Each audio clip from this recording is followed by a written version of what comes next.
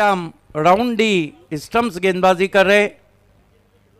इस मरतबा उछाल दिया गेंद को सीधा आउट ऑफ पार्क, 6 रन का उछाल दिया है, तान दिया आसमान में, 6 रन। अफलातून सोहम पाटील मात्र सामना करेल फलंदाज प्रतीक पाटील।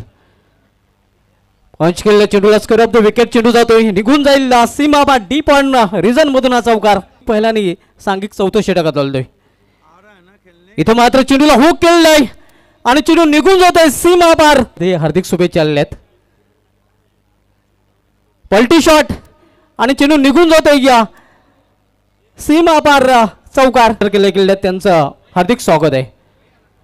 चेंडूला हुक केलेलं आहे आणि चेंडू लॉंग लेग रिझन मधून जातोय सीमा पार। शेवटचं षटक अभयच्या माध्यमातून। हो हो हो हो हो एवढा या वॉट अ शॉट, चेंडूचा वाटाणा बनवून केवळ 4 धावेने दूर।